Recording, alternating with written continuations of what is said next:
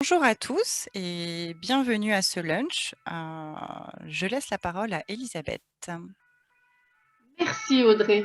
Bonjour, bienvenue à tous. Je me présente, Elisabeth Geoffroy.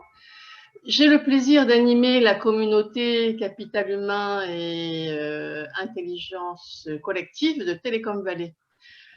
Je suis aussi heureuse d'être là parmi vous puisque on va parler des seniors et on en dit même que les seniors, c'est de l'or.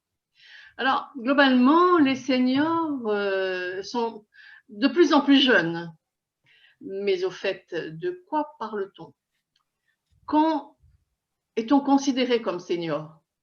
Alors, selon que l'on se situe au niveau de l'administration, de la sphère professionnelle ou de l'entreprise, on n'est pas considéré senior au même âge. Et de même, les stéréotypes concernant les seniors sont bien nombreux. Mais au fait, quelle est la place des seniors dans l'entreprise aujourd'hui?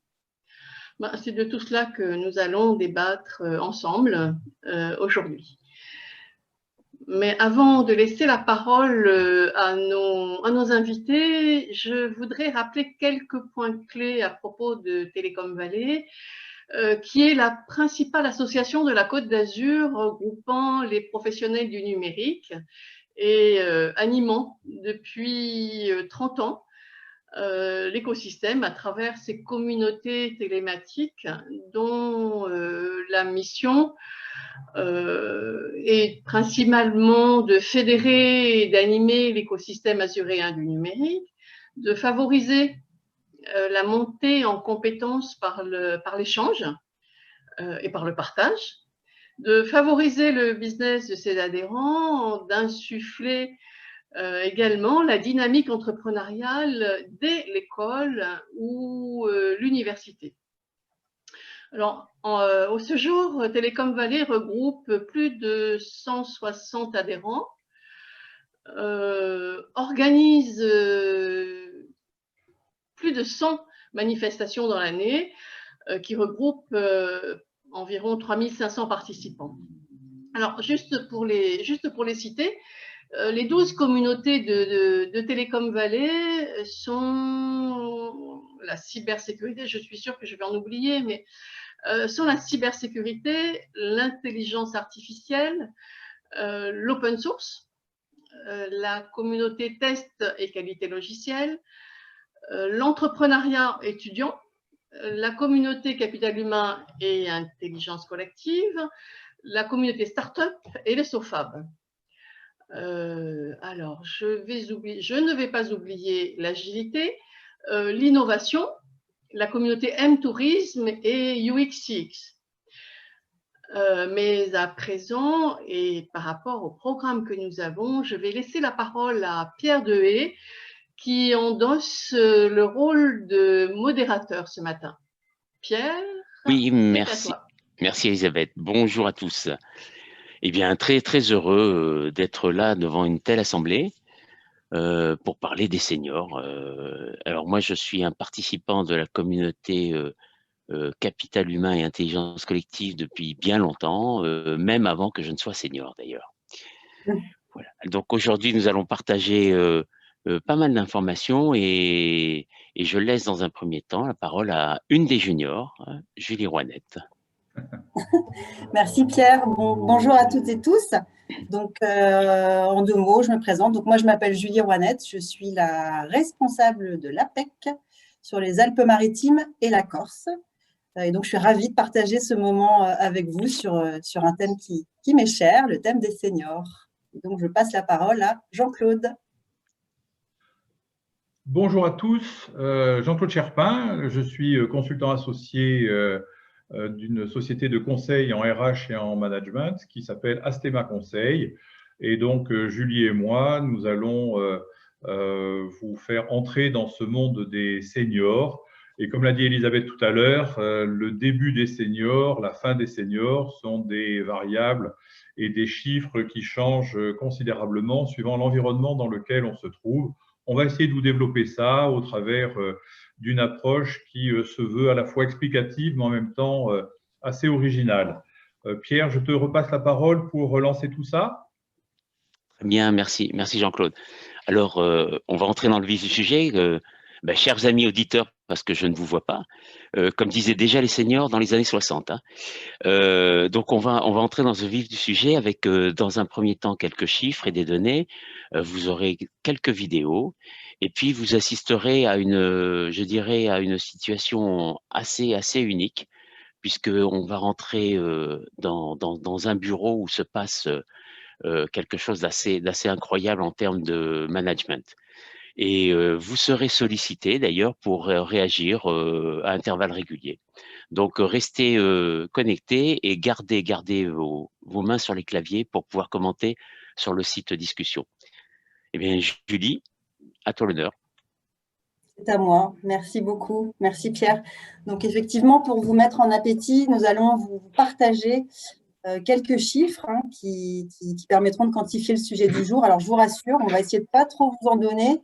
Et Audrey vous transmettra à l'issue du webinaire un document qui s'appellera « Pour aller plus loin » avec la totalité de ces chiffres et d'autres données que nous avons jugées intéressantes à vous partager.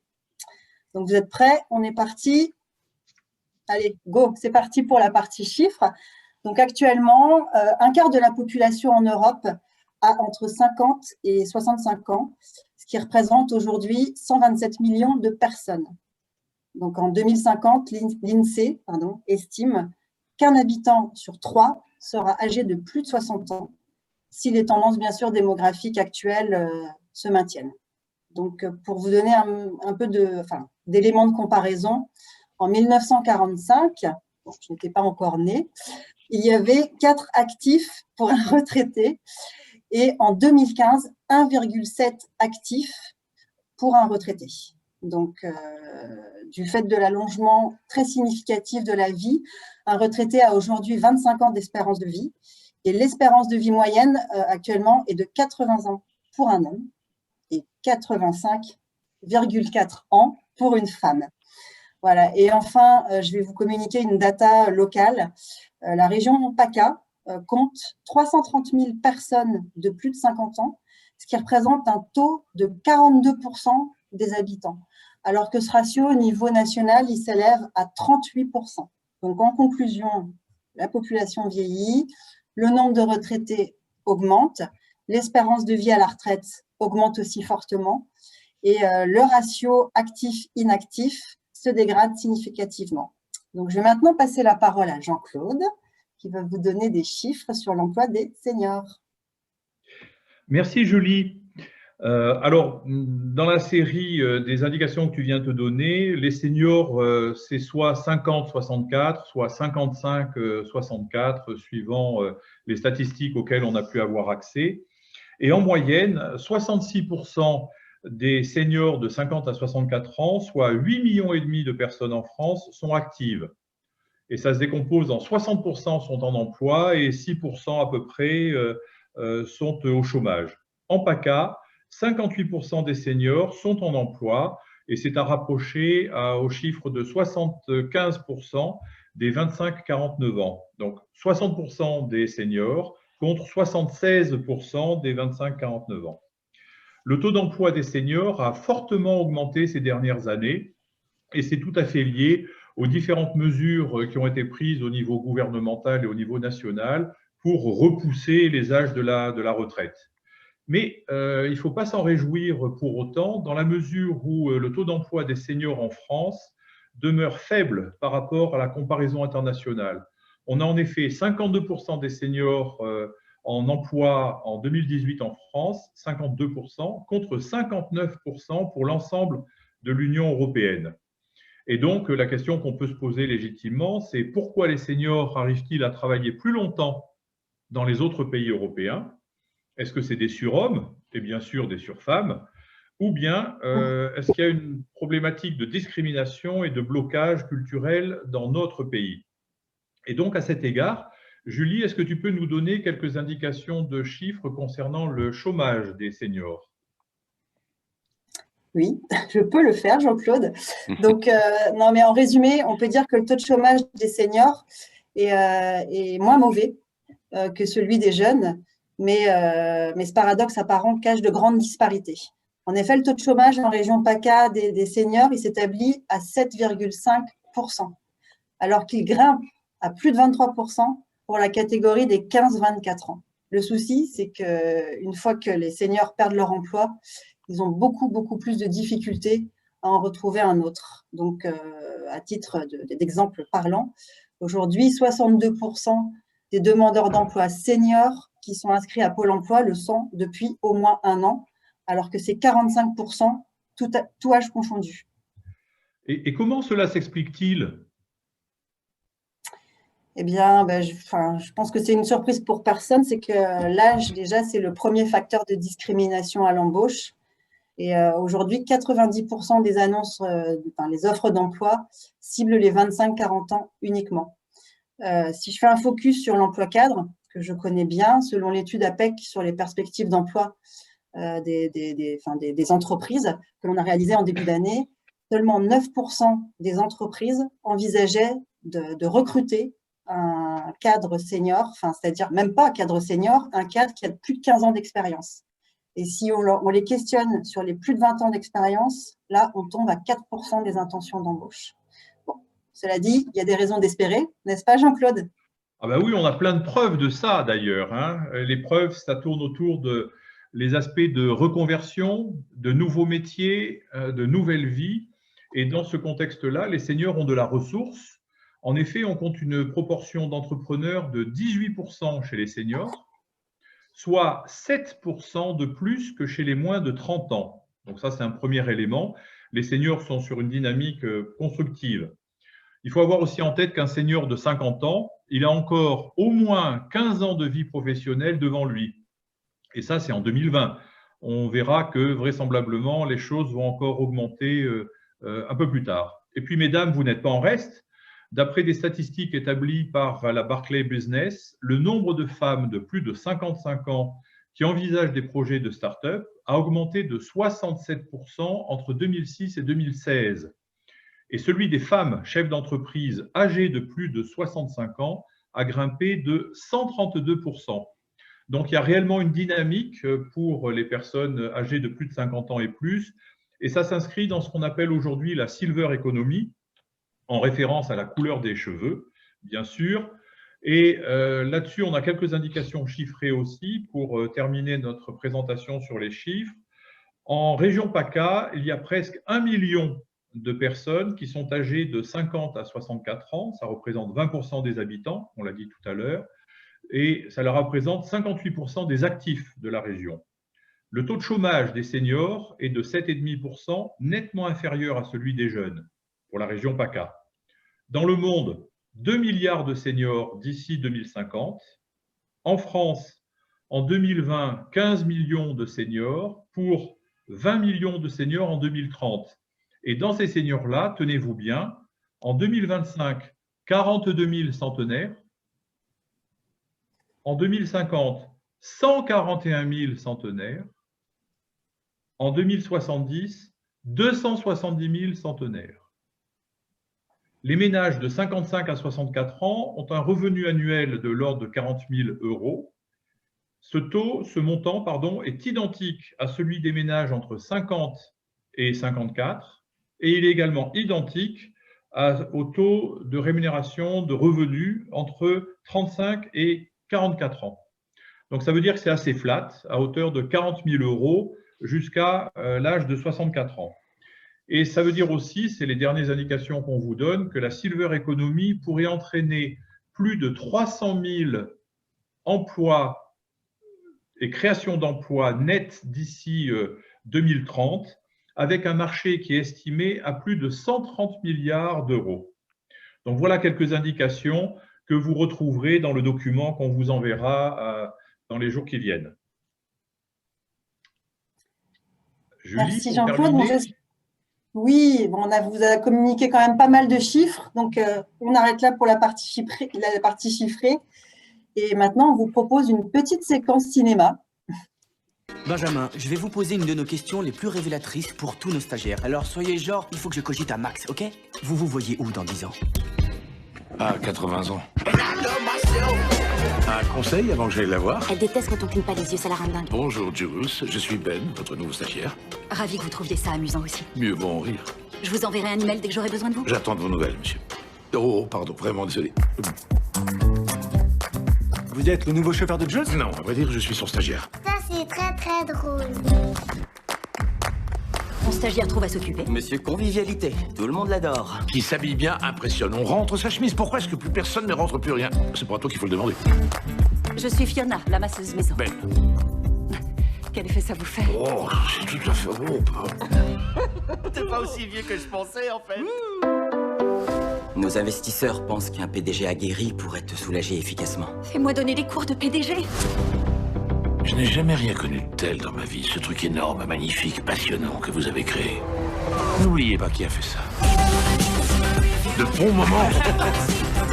C'est dans ces moments qu'on a besoin de quelqu'un sur qui on peut compter. Parce que vous êtes mon... Stagiaire. Eh bien, j'allais dire stagiaire / meilleur ami. Comment en une seule génération les hommes sont-ils passés de types comme Jack Nicholson ou Harrison Ford là? Eh ben. Ce n'est pas un robot, c'est un homme robot. Et au Japon, ce n'est pas de la science-fiction, c'est déjà une réalité. La preuve, à Osaka. Tous les matins, il s'équipe. Ça lui prend 2 minutes. Take est manutentionnaire et le drôle d'appareil sur son dos s'appelle un exosquelette. C'est un peu devenu une seconde peau. Allez, au travail. Grâce à son exosquelette, Take, à 59 ans, peut continuer à travailler ici, dans le port d'Osaka. Et charger, décharger, porter des cartons jusqu'à 100 tonnes par jour, ou ses rouleaux de tissu de 20 kilos, comme lorsqu'il avait encore 20 ans. Depuis qu'il est équipé, c'est pour lui une nouvelle jeunesse. Avant, c'était le dos qui souffrait le plus. Mes genoux aussi, mais ce n'est plus le cas. Mon dos me fait mal. À mon âge, j'aimerais bien mettre un exosquelette de temps en temps. Assistance aux tâches pénibles, ces appareils électroniques, il y en a plus d'1 million en circulation, détectent les mouvements du corps et réduisent d'au moins 15 kg la charge réelle supportée par le dos. C'est l'un des tout derniers modèles d'exosquelette, l'un des plus sophistiqués aussi, il ne pèse que 3 kg. Il est déjà utilisé par le personnel dans certains aéroports et par le personnel d'hôpital. Démonstration, l'exosquelette est éteint, je soulève cette boîte qui pèse 23 kg. La tension sur mon dos est importante. En revanche, j'allume l'exosquelette, niveau 5, ce sera plus facile. Et là, je soulève la boîte, je ne sens absolument rien dans le dos. Au Japon, les entreprises comme celle-ci dans la banlieue de Tokyo rivalisent d'ingéniosité pour mettre au point des machines toujours plus sophistiquées. Cette armature intégrale, reproduite à l'identique tous les mouvements du corps, elle permet de soulever jusqu'à 100 kg sans le moindre effort. Si on a conçu cet exosquelette, ce n'est pas pour remplacer l'homme, mais c'est pour le soulager. C'est une question de survie pour l'archipel. Des exosquelettes pour soulager les seniors. Ils sont 7 millions à continuer de travailler au-delà de 65 ans. Incontournable dans un pays où la natalité est en berne et où la main-d'œuvre commence à manquer cruellement. Au Japon, on peut difficilement avoir recours à une main-d'œuvre étrangère. Du coup, on cherche des moyens pour que les employés puissent travailler plus longtemps. Au port d'Osaka, Take, l'homme à l'exosquelette, termine sa longue journée de 10 heures de travail. Encore 1 heure de route, et le voilà chez lui. Son exosquelette lui a changé la vie. À presque 60 ans, il est moins fatigué qu'avant. L'âge de la retraite au Japon, c'est 60 ans. Mais je me vois bien travailler encore longtemps. Ça, c'est grâce à l'exosquelette. Moi, quand je vais au supermarché, si j'achète du riz, ça pèse 5 kilos. Et puis j'ai parfois mon chien à porter. C'est lourd. Si j'avais un exosquelette, ça m'aiderait. Des exosquelettes dans la vie quotidienne, c'est peut-être pour demain. Seul problème à ce jour, le coût, 10 000 € au bas mot.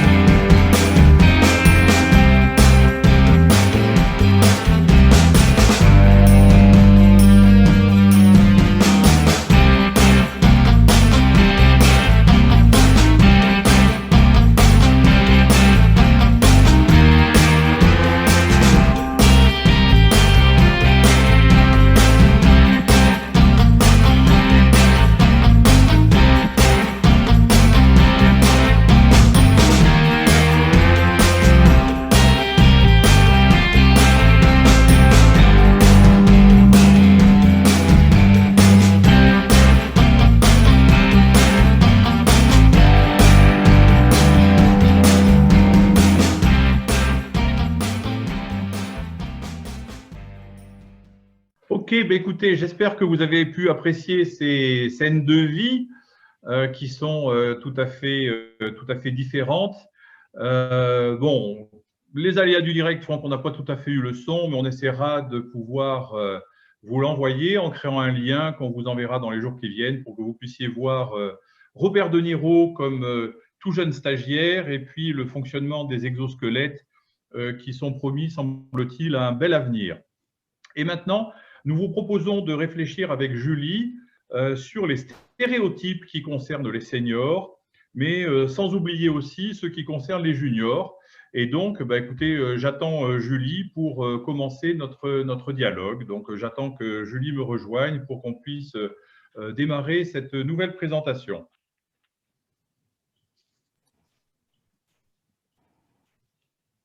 J'arrive. Oh là, j'arrive. Attends. Oh là, ok, attends, 2 secondes. Oula.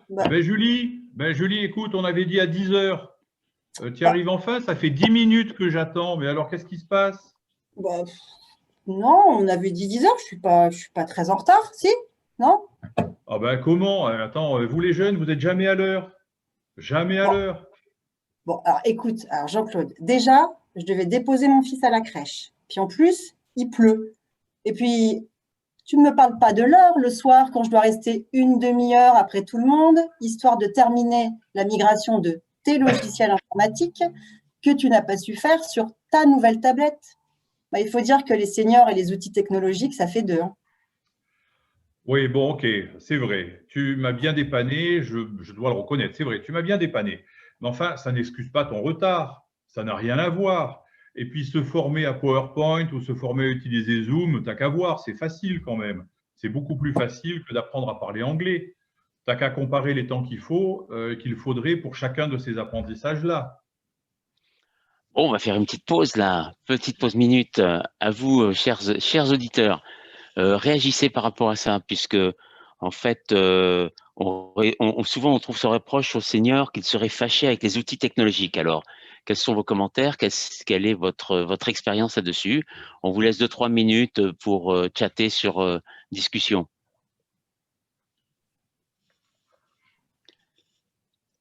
Hein? Qui n'a pas entendu ça par rapport aux seniors? Mais on peut se dire qu'on a de l'avenir avec les exosquelettes qu'on va devoir manipuler aussi. Alors, qui se lance parmi les auditeurs?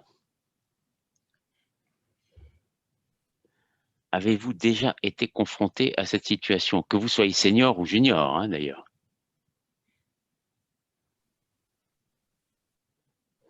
On peut leur demander, est-ce qu'on a mis en place un plan particulier pour les seniors dans ce cas-là, pour la formation aux outils technologiques? Il y a Marie-Claude qui nous dit que son tonton de 86 ans faisait des montages vidéo de folie.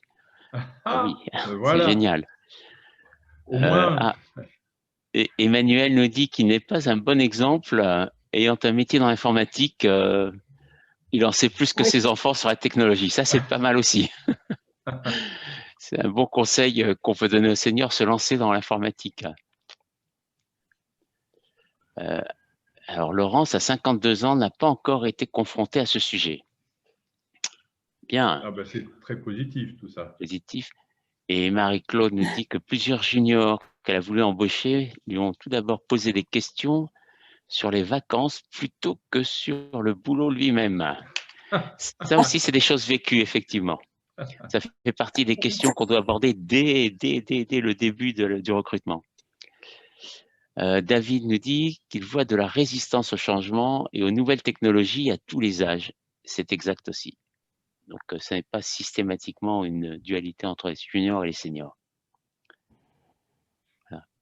Bon, eh bien, on va continuer sur les stéréotypes, Julie et Jean-Claude. Allez, à vous de jouer. Et on redonnera la parole après, enfin l'écriture plutôt, à nos auditeurs. Ok, boomer. Bon, on n'en parle plus et on fait la paix, ok? Bon, et puis d'abord, Jean-Claude, est-ce que tu peux m'expliquer pourquoi il faut absolument expliquer les stéréotypes sur les seniors? Pourquoi, Jean-Claude? Pourquoi? Ben écoute, on doit en parler parce que dans les entreprises, on trouve dans beaucoup d'endroits, et c'est prouvé, que les seniors sont parfois trop discriminés. Et vous, les jeunes, vous êtes toujours à poser des questions pour savoir pourquoi on fait ceci et pourquoi on fait cela et pourquoi il faudrait faire ça. Et donc, ben, faites-le, faites-le. On vous expliquera après.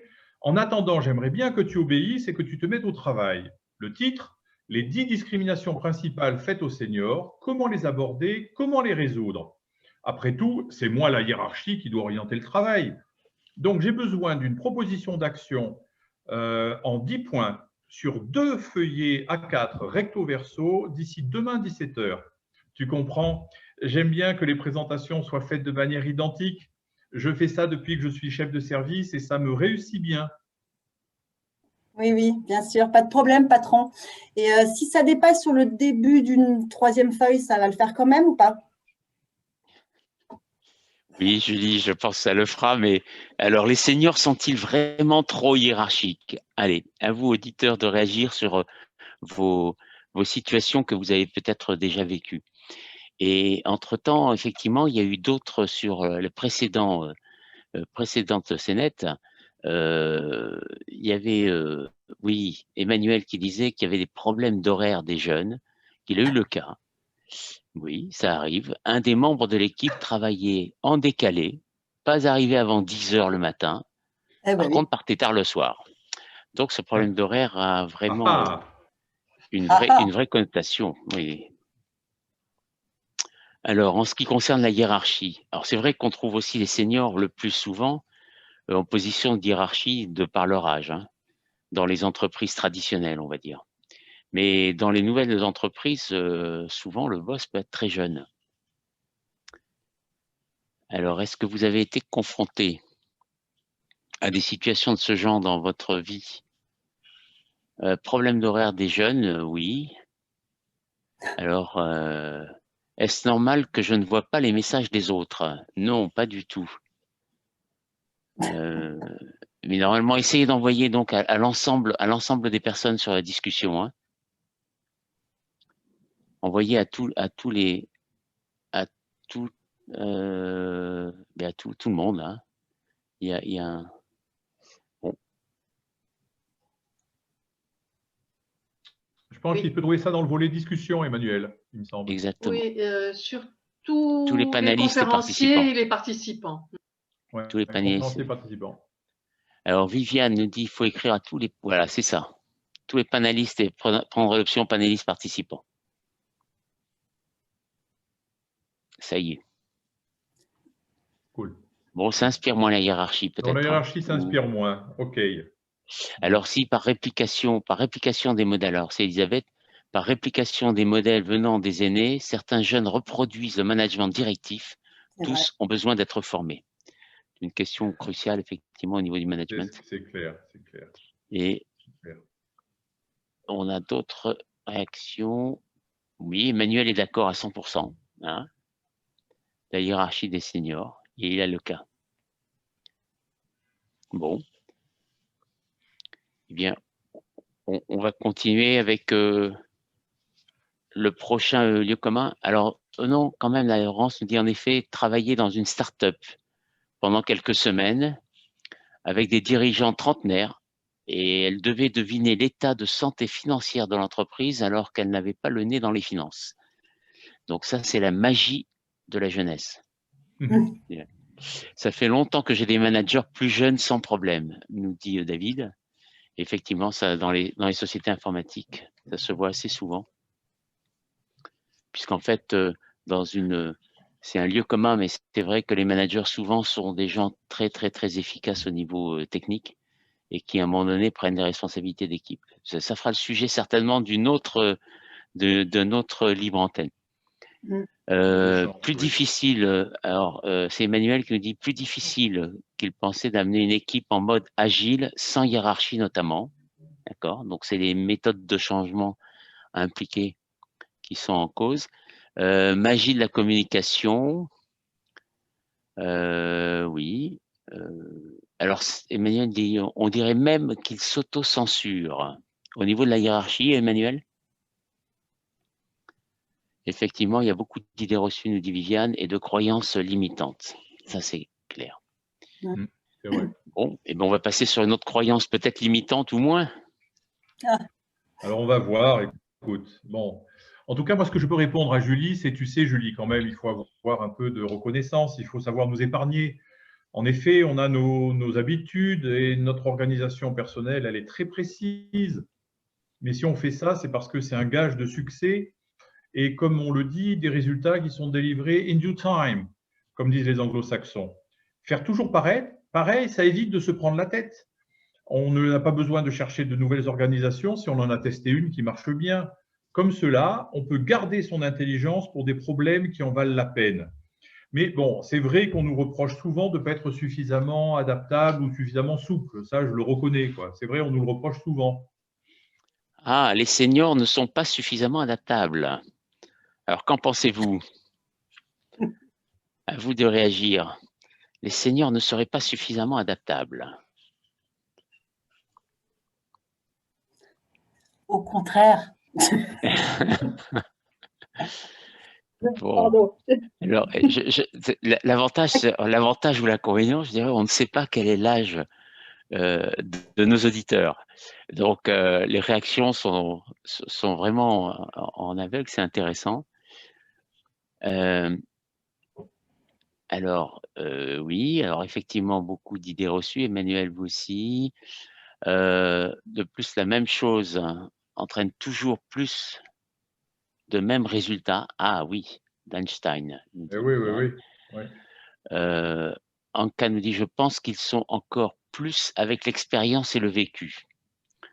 Guy nous dit, je ne répondrai qu'en présence de mon... On verra la suite. Le senior, c'est par rapport à la question, c'est le senior, effectivement. C'est une question de personnalité.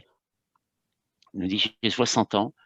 Oui, effectivement, c'est vrai que le fait de catégoriser par rapport à senior, junior, c'est peut-être un peu trop catégorique.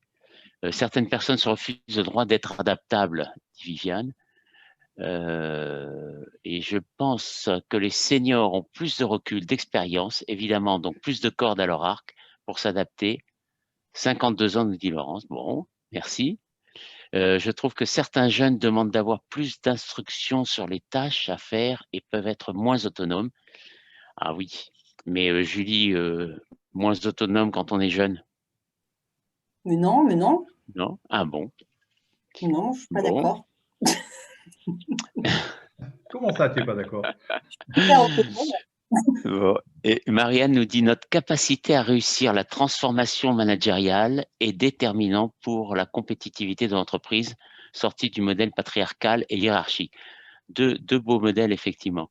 Pourquoi sinon tant d'entrepreneuses qui innovent, effectivement.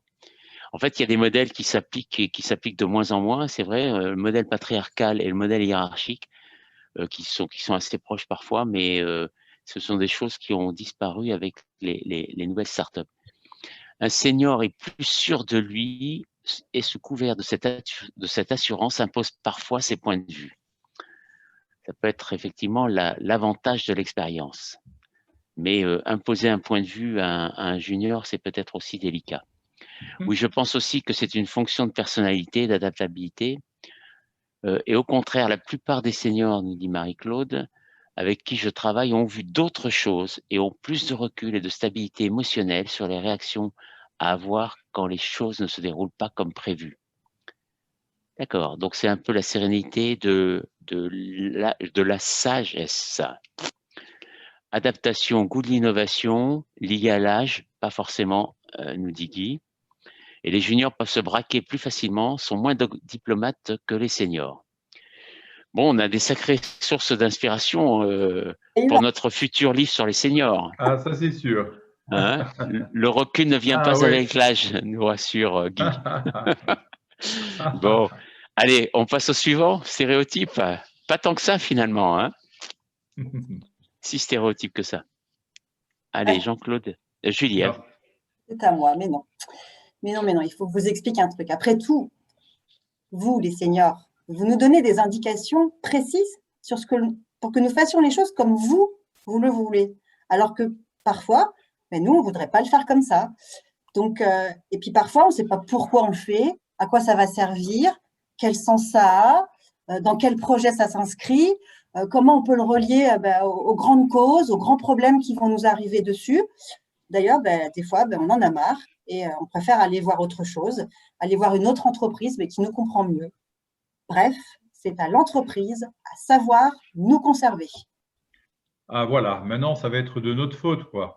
Et puis donc on va dire, voilà, les juniors, c'est où vais-je, où cours-je, dans quelle étagère, pendant qu'on y est. Les juniors, vous toujours vouloir trouver du sens, toujours vouloir trouver du sens. Mais c'est normal. Enfin, plus on sait dans quoi cela s'inscrit, plus on est convaincu, plus on est motivé. Ce n'est pas trop comme ta génération, Jean-Claude. Hein. Vous étiez les baby-boomers, on vous a appelé les yuppies, la génération X. Mais finalement, ce qui vous fait avancer, c'est la rémunération, le salaire, les primes. Et puis du coup, maintenant, quand vous vous retrouvez sur le marché du travail, vous êtes super cher. Et donc, les seniors sont chers. Hein. Est-ce que ça vaut le coup? Donc, je dis bien le coup avec un T, pas sur un P. Bon. Et en plus, vous êtes plus absents, plus malades que nous. Bon, finalement, vous êtes des petites choses fragiles. Hein.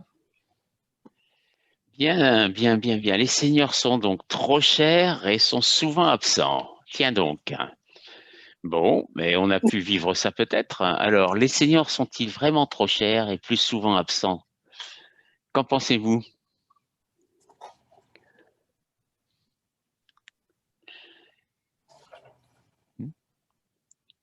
Il y a les doigts qui chauffent là, je sens.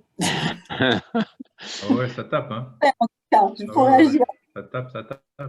Alors, entre-temps, il y a eu quand même d'autres réactions des précédents, en fait, hein, par rapport à l'expérience qui apporte toujours de la valeur à mettre en perspective par rapport à la capacité de changement. Donc là, c'est vraiment la dualité entre l'expérience des seniors, on va le dire, et puis la capacité de changer, de bouger, de la mobilité des jeunes, des plus jeunes. Le recul ne vient pas avec l'âge, on l'avait dit. Il faut ouvrir aussi les yeux aux directeurs d'école. C'est peut-être là qu'il faut commencer, peut-être aussi, effectivement, au niveau de l'éducation. Besoin d'esprit agile dans l'entreprise, oui, parce que l'agilité, on s'aperçoit que c'est la façon d'être mobile et que les entreprises, surtout par ces temps qui courent, ont dû modifier leur façon de réagir. Alors, nos seniors trop chers. Ah, alors Guy nous dit, cher, point d'interrogation, quelle est la valeur de l'XP? L'expérience. D'accord, bien sûr. Et la valeur. David nous dit, plus cher en général, oui. Bon. Marie-Claude, dans sa compagnie, nous n'embauchons presque que des seniors, car à 20% plus cher, on obtient souvent beaucoup plus de retour sur l'investissement. Oh, là, ça devient très, très comptable, mais car les erreurs des jeunes ont été faites ailleurs. Exact. C'est ce qu'on a pu voir dans certaines sociétés, en fait, embaucher des gens qui avaient un peu l'expérience après avoir fait leurs premières armes ailleurs. Elisabeth nous dit, cher probablement, souvent absent, non, c'est tout le contraire, plus de contraintes familiales. Oui, c'est exact. Hein, Julie, amener les enfants à la crèche, s'occuper d'eux quand ils sont malades parce que la crèche ne les prend pas. Comme on l'a dit, comme on l'a dit, Laurence l'a dit, les seniors s'adaptent et sont prêts à faire des concessions financières aussi, mais pas au ras des pâquerettes, le salaire quand même. D'accord. Donc, serait-il moins gourmand finalement? David, j'ai rencontré de nombreux artisans qui n'arrivent pas à recruter des jeunes et qui restent. Oui, les jeunes qui restent et qu'on a formés, effectivement. Guy, on ne devient pas vieux pour avoir vécu un certain nombre d'années. Oh, là, on attaque la philosophie. On devient vieux parce qu'on a déserté son idéal. Les années rident la peau. Renoncer à son idéal ride l'âme. Douglas MacArthur. On la garde, celle-là. Oui, on la garde. Et Guy, tu es bienvenu pour une prochaine libre antenne. Marie-Claude, les seniors ont les ados, ils sont plus libres. C'est vrai aussi. Oui, c'est vrai aussi. C'est vrai aussi. Et Guy nous dit avec plaisir, donc c'est noté. Bon, alors, y a-t-il d'autres, chers Julie et Jean-Claude, y a-t-il d'autres Alors oui, comme parce que ça. moi, je voudrais pas laisser ça en l'air quand même. Je voudrais pouvoir répondre. Non, non, nous ne sommes pas trop chers. En effet, comparé à ces niveaux de rémunération, l'employeur en a pour son argent quand même, en termes d'expérience, d'expertise, de connaissances, de tour de main, d'habitude, de fidélité. Et puis Julie, tu connais sûrement le dicton « If you pay peanuts, you get monkeys ». Notre loyauté, notre fidélité, notre engagement compensent largement notre petite grippette annuelle après tout. Et puis, on ne le sait pas assez, mais il y a aussi des aides financières possibles dans tout un tas d'endroits qui permettent de maîtriser un peu mieux l'aspect financier de la rémunération des seniors. Oui, oui, oui. Oui, oui, oui, oui, oui, tu vois bien, enfin, quand même, cher, malade, peu adaptable, figé, pas trop fort en informatique. Ça fait beaucoup quand même, hein. Écoute, oui, peut-être, mais enfin, nous, on se connaît, hein, on se contente de peu, on n'est pas exigeant parce qu'on a connu des environnements complexes et parfois difficiles. Pense donc, on a marché à pied, on a pris le bus, on a même connu, il y a longtemps, des bureaux sans climatisation. Et vous, quand on vous voit incapable de marcher plus de 10 minutes, appeler Uber pour un déplacement de 2 km, prendre vos trottinettes électriques et passer votre temps sur vos portables, on se dit « Ah, pourvu qu'il y ait de l'électricité dans le monde futur ». Bref, transpirer, vous ne savez plus du tout ce que c'est. Oui, enfin, tu ne peux pas dire ça de moi, hein. Moi, je vais à la salle de fitness 2 à 3 fois par semaine pour me maintenir en forme. Ah, et au fait, je t'ai pas dit, haha, je vais en avoir besoin de forme, puisque la semaine prochaine, le boss va annoncer qu'il me nomme directrice du développement de la boîte. Chez. Ah bon, écoute, c'était des rumeurs, on entendait des choses à la cafette. Vraiment, bravo de chez Bravo, je suis ravi. Ça, c'est une super, super belle promotion. Mais écoute-moi, à mon sens, hein, tu ne vas pas rigoler du tout. Tu vas devoir diriger, tiens-toi bien, Paul, Jacques, Roger, Rémi, Bernard, Johnny et sans oublier Marie-Thérèse. Que des seniors. Je ne suis pas sûr qu'ils vont beaucoup aimer être dirigés par une junior comme toi, je te le dis, hein. Même si je reconnais que ta formation, les expériences que tu as pu avoir et ta personnalité te destinaient absolument à devoir avoir ce job. Je suis ravi. Et puis, écoute, je te souhaite bonne chance, Julie. Après tout, c'est toi l'avenir. Oui, Merci. Julie, bonne chance, bonne chance. Alors, il paraît que les seniors n'aiment pas se faire manager par les jeunes. Qu'est-ce que vous en pensez? Avez-vous vécu des expériences de cet ordre? Oui, certains d'entre vous l'ont déjà mentionné. Bon, allez, je vous laisse réagir. Entre-temps, on a reçu d'autres appréciations concernant le précédent stéréotype, hein, par rapport à la rémunération aussi. Alors, Laurence nous dit « En recherche d'emploi depuis 15 mois, pour des raisons diverses, j'ai l'impression que mon profil fasse peur aux recruteurs et pense peut-être que je sois gourmand de niveau salaire, mais ils ne me laissent pas la possibilité d'en parler, pas encore d'entretien. C'est bien l'écomobilité aussi. Voilà, effectivement. C'est aussi ces stéréotypes qui sont dans la tête, parfois et dans les pratiques de recrutement. Et donc, ne pas tenter simplement parce qu'on imagine des choses, hein, parmi les stéréotypes que vous avez évoqués, Jean-Claude et Julie. Alors, Guy a un cas concret. Il a eu 6 fonctions différentes, créé 7 services départements. Quel jeune peut offrir cette variété d'expérience? Effectivement. Effectivement, mais il faut y penser dès qu'on se met à recruter. Dominique, avec le temps, nos valeurs évoluent. La bienveillance nous permet d'appréhender le travail avec plus de recul. La bienveillance, c'est un concept qui revient en grande force, hein, ces derniers temps. Effectivement, et appréhender le travail avec plus de recul, ça permet aussi de se concentrer plutôt sur les objectifs que sur les émotions. Laurence nous dit Jean-Claude connaît bien étant basé, oui, à la Maison du Cœur. Ah, ben voilà, Jean-Claude, quelqu'un que tu as connu, Laurence. Oui, oui, tout à fait, bien sûr, je me souviens bien d'elle. Bien sûr, bien sûr. Alors, Guy a une expression d'avoir été managé par des jeunes. Il savait faire des choses qu'il ne savait pas faire, et vice-versa. Donc, c'est un bon échange, pas de problème, au contraire.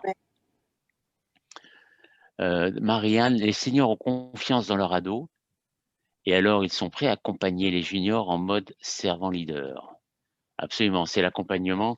Et c'est aussi la possibilité dans certaines entreprises qui ont été mises en place d'accompagnement intergénérationnel. Alors, je ne sais pas où ça en est. Peut-être, Julie, vous avez, au niveau de l'APEC, quelques éléments de cet ordre-là qui seraient intéressants d'exploiter. Je crois qu'il n'est plus d'actualité, cet accord intergénérationnel. Hein. Moi, je peux ajouter mon petit grain de sel. Il m'est arrivé dans mon activité de consultant d'être appelé pour faire des formations sur le tutorat, ou justement pour pouvoir aborder les relations intergénérationnelles et effectivement passer au travers des désaccords qui peuvent exister sur des compréhensions différentes de la vie professionnelle entre les jeunes et les moins jeunes dans ce cas-là. Et donc, les 2 entreprises importantes de la région avaient mis en place des formations sur le tutorat pour justement faire face à ces difficultés apparentes dans ce cas-là. Voilà. Alors, encore quelques commentaires. Guy nous dit une devise qu'il adore et qu'il partage avec nous. Ah oui, effectivement, si jeunesse savait, si vieillesse pouvait. Bon, c'est les limites, effectivement, d'intergénérationnel. Elisabeth, nous dit que les représentations des seniors en entreprise ne sont que le reflet de ce qui est vécu au sein de la société en général. Le jeunisme ambiant en France accentue tous les phénomènes que vous décrivez. Voilà. Alors, on arrive à la clôture, j'allais dire, de notre partage et de ce débat qui a été animé avec brio par Julie et Jean-Claude dans des rôles de composition absolue. Ah, oui, oui. Hein. Ah oui. On n'est pas uniquement comme ça dans la vraie vie, hein, rassurez-vous. Ah, non. Moi, je n'aime pas trop dans ce rôle. Hein. Je ne suis pas très sympa. Bon, on aurait aimé que ce débat se fasse en assemblée plénière, comme ça on aurait pu échanger. Merci encore à tous ceux qui ont participé, à commenter. Ça sera une base, on va garder ça précieusement. Ça sera une base certainement pour nous permettre de développer d'autres sujets dans des animations futures. Voilà. Et merci à tous pour vos contributions. Je repasse la parole à Julie et Jean-Claude qui vont clôturer et résumer un peu tout ce qu'on peut appeler au niveau. Nous, ce qu'on a voulu faire paraître, c'est effectivement les atouts seniors qui pouvaient changer un petit peu la façon dont on pouvait voir les choses. Mais c'est vraiment peut-être aussi une action au niveau de la société, de l'éducation. Mais j'ai bon espoir que les choses commencent à changer. Merci encore. Je laisse la parole à Jean-Claude et Julie. Merci Pierre. Donc oui, rôle de composition. Et en tout cas, pour l'anecdote, il m'a permis de sortir mon t-shirt Roi Lion que j'ai peu l'occasion de mettre au travail. Donc voilà, merci. Merci la communauté chic. Donc effectivement, nous arrivons donc dans la dernière partie de ce webinaire. Donc, après avoir joué avec les stéréotypes des seniors, donc on vous propose avec Jean-Claude de vous présenter, de vous partager. Alors, les atouts, vous les avez déjà cités. Enfin, il y en a eu beaucoup de réactions et vous avez mis en avant beaucoup d'atouts. Donc, voilà, nous, on veut vous partager ces atouts tels qu'ils ressortent des études qui ont été faites dans les années précédentes, dans les dernières années. Et donc, Jean-Claude, selon toi, quel est le premier atout à citer? Même si, bien sûr, il ne s'agit pas d'un ordre décroissant, d'une liste dans un ordre décroissant. Alors oui, tout à fait. On a compilé, toi et moi, un certain nombre d'enquêtes qui parlent des atouts des seniors et on en a relevé ce qui nous est apparu comme étant les plus importants, mais sans forcément les classer dans ce domaine-là. Alors naturellement, pour moi, ça a été dit d'ailleurs, et ça va de soi, le premier atout des seniors, ça tient justement à leur définition même, c'est leurs années d'expérience.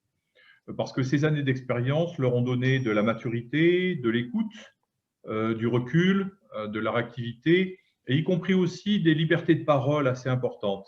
Ils ont connu des contextes variés qui les ont formés, mûris, permis de prendre du recul et fait réagir.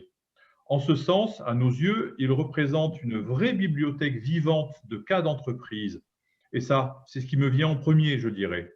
Et toi, Julie, par rapport à ces atouts, qu'est-ce que tu peux indiquer aussi? Eh bien, disons que, excusez-moi, je vois les commentaires.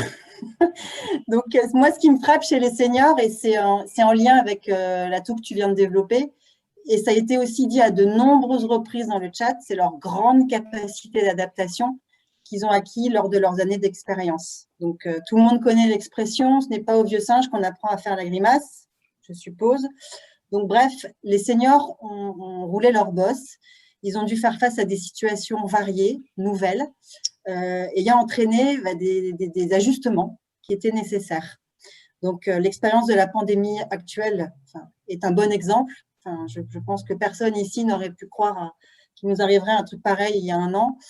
Et ceux qui ont connu des maladies contagieuses dans leur contexte professionnel, tels que le SRAS, H1N1, Ebola, ont pu réagir beaucoup plus vite que des jeunes, moins expérimentés face à de telles situations. Donc, dans la même idée, je vais enchaîner tout de suite sur le troisième atout, c'est leur capacité à gérer l'inconnu et l'incertitude. Et en lien avec ce que je disais juste avant, ça peut être plutôt utile, surtout actuellement, voilà, de savoir gérer ces situations. Donc, ils savent, car ils l'ont vécu, que les choses ne sont pas écrites, elles ne sont pas figées et ne vont pas forcément se dérouler de la manière dont c'est prévu au début. Donc, en élargissant l'idée, j'ai envie de vous dire, qu'est-ce que vous préférez? Est-ce que vous préférez naviguer sur des mers dangereuses avec un vieux capitaine? Alors, vieux, je mets des guillemets, hein, je n'ai pas remis mon costume de jeune insolente. Donc, alors, est-ce que vous préférez un vieux capitaine sur une mer dangereuse ou alors vous y aventurez avec un jeune qui sort tout juste de l'école navale? Pour moi, personnellement, et comme beaucoup, je pense, je préfère m'y risquer avec quelqu'un qui a l'expérience, qui a déjà fait ses preuves face à ces situations nouvelles, dangereuses, difficiles, et qui a pu montrer qu'il savait y faire face en prenant les bonnes décisions au bon moment. Le fameux kairos des Grecs anciens. Et toi, Jean-Claude, tu en vois d'autres? Écoute, Julie, ça ne va pas t'étonner, hein, venant de moi, je considère que les seniors ont beaucoup d'atouts, hein, forcément. Mais bon, il faut rester réaliste quand même, il faut garder les pieds sur terre, c'est aussi une de nos qualités, paraît-il. Et donc, il m'en vient encore deux autres qui me viennent à l'esprit. Pour en avoir rencontré beaucoup dans mes activités de recrutement, on peut voir assez rapidement qu'ils sont stables, qu'ils sont fidèles, qu'ils ont une bonne connaissance de la culture de l'entreprise et qui s'adaptent rapidement à la nouvelle culture quand ils rentrent dans un nouvel environnement. Et aussi, c'est important, qu'ils contribuent à la transmission des savoirs. Bon, évidemment, après un certain âge et un nombre certain d'années d'expérience, on est plus posé dans ses choix, dans ses désirs, dans ses envies et ses besoins de développement et de progression. Et les seniors restent plus facilement en place, même s'il faut le reconnaître, hein, la situation économique actuelle les encourage vraiment beaucoup. Les seniors ont acquis de l'expérience, ils ont le temps et l'opportunité de transmettre et de participer à la culture d'entreprise. Et justement, à propos de transmettre, beaucoup d'entre eux considèrent que cela fait partie de leur tâche, qui est de transmettre leur savoir à d'autres collègues ou collaborateurs qui n'ont pas encore acquis un même niveau d'expérience, d'expertise ou de connaissance. Et ça me fait arriver au dernier atout qui me paraît tout à fait important. Les seniors aiment les jeunes. Ils aiment les jeunes, contrairement à ce que parfois les jeunes peuvent penser. Et ils aiment les jeunes pour un grand nombre de raisons que chacun d'entre nous d'ailleurs peut comprendre, hein. C'est des raisons psychologiques, des raisons affectives, des raisons économiques. Ils y voient leurs enfants, ils y voient leur futur, ils y voient les générations suivantes. Et surtout, ils mettent en œuvre à partir d'un certain âge leur envie d'aider les jeunes à traverser au mieux des situations qu'eux-mêmes ont rencontrées dans leur passé à eux. Et puis, pour finir, aimer les jeunes, ça paraît être une attitude tellement ancienne et partagée tant par les seniors que par les juniors, que nous aurions tort, à mon avis, de nous en priver, non? Et c'est un boomer qui vous le dit.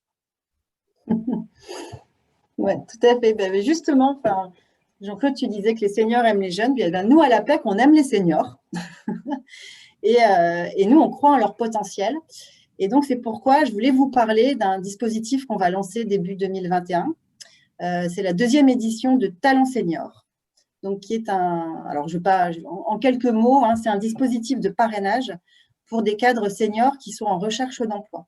Donc, la finalité étant de leur permettre de rebondir et de renforcer leur réseau. Donc là, ici même, je lance un appel à candidature parmi nos participants.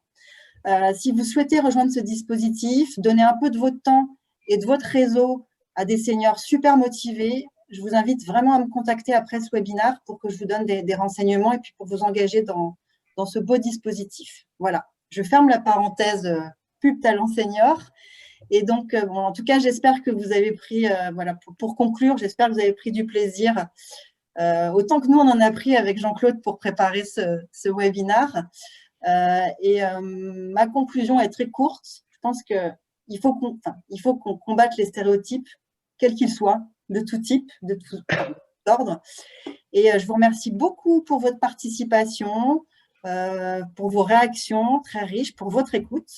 Et puis, je passe la parole à Jean-Claude pour le mot de la fin et la conclusion. Merci. Eh bien, merci Julie, merci à toi, parce que c'est vrai qu'on a passé un petit peu de temps pour préparer tout cela et pour ne rien cacher aux autres participants, on s'est bien amusé aussi à creuser un peu les stéréotypes, à essayer d'approfondir certaines situations dans ce domaine-là. Tu l'as dit, je crois, les stéréotypes, c'est quelque chose qu'il faut combattre, que ce soit contre les seniors, les juniors, les femmes, les grands, les vieux, les jeunes, les gens qui n'ont pas la même couleur de peau, etc., etc. Mais enfin, on était consacrés et concentrés aujourd'hui, nous, sur les seniors, dont on pense que ça peut commencer même dans certaines entreprises à l'âge de 45 ans, alors que dans d'autres civilisations, dans d'autres sociétés, dans d'autres entreprises, c'est quelque chose qui est valorisé bien plus tard dans ce cas-là. Alors, merci à tous et à toutes, bien sûr, pour vos commentaires. Ils vont être gardés et ça va nous donner l'occasion, comme Pierre l'a dit tout à l'heure, de pouvoir réfléchir à donner une suite éventuelle sous forme d'un livre blanc dans ce domaine-là et tout à fait dans la perspective du travail de la communauté chic de Télécom Vallée. Et puisqu'on parle de Télécom Vallée et de la communauté chic, je donne la parole à Elisabeth pour la conclusion finale de ce webinaire. Je vous salue tous et je vous dis à très bientôt, j'espère. Merci beaucoup Jean-Claude et bravo. Bravo Jean-Claude, bravo Julie de nous avoir offert ce moment de fraîcheur, d'échange, d'amusement aussi. Et merci à tous les participants d'avoir réagi et d'avoir participé de cette manière aussi riche. Et comme Pierre l'a dit tout à l'heure, effectivement, on va vraisemblablement piquer des idées pour ouvrir de nouveaux moments d'échange, soit en libre-échange, soit autrement. Bon, d'accord. Pardon, Jean-Claude, tu… Non, mais il ne faut pas qu'il s'en aille tout de suite. Ah, ne partez pas. Alors, ne partez pas. Voilà, ne partez pas. Il ne faut pas qu'il parte tout de suite. Il ne faut pas qu'il parte tout de suite parce qu'il va y avoir maintenant encore une petite surprise que Audrey va bien vouloir lancer pour nous tous. Voilà. Bon. Amy, it says you are trained in technology. That's very good. Are you adept at Excel? No. PowerPoint? No. Publisher? Not really. Exactly in what area of technology are you proficient? Snapchat, Pinterest, Instagram, Vine, Twitter. You know, the big ones. I'm surprised you didn't say Facebook.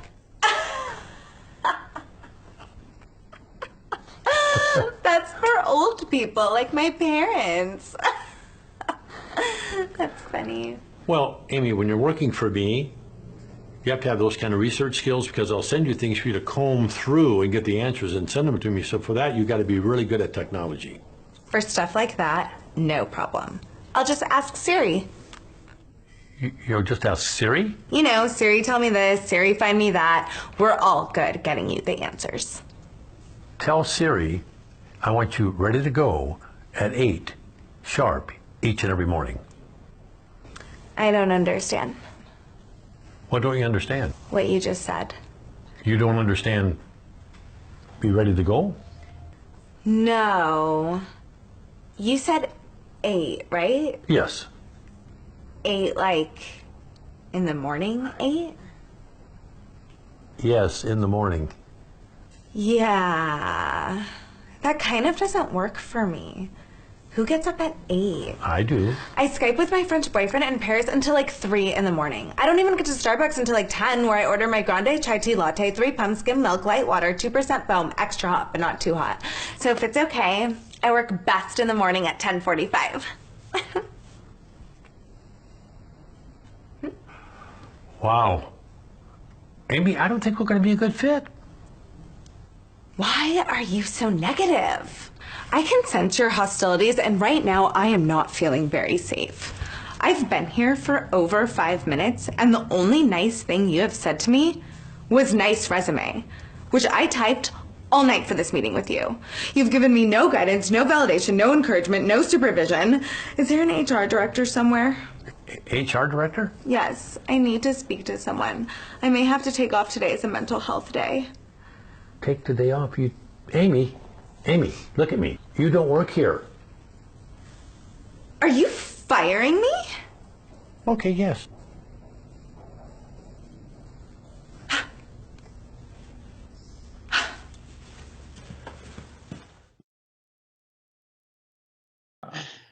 Très, très bon choix. Eh bien, merci beaucoup. Ça nous restera à l'esprit quand on fera le prochain recrutement. Oui, tout à fait, tout à fait, tout à fait. OK, merci beaucoup. Bon, eh bien, on dit au revoir à tout le monde en vous remerciant de votre attention et de votre participation. Merci à tous. Oui, Ouais, merci à ouais. tous. Et puis, Merci beaucoup. à très vite pour de nouvelles aventures avec les seniors et les juniors, bien sûr, ensemble. Au revoir à tous.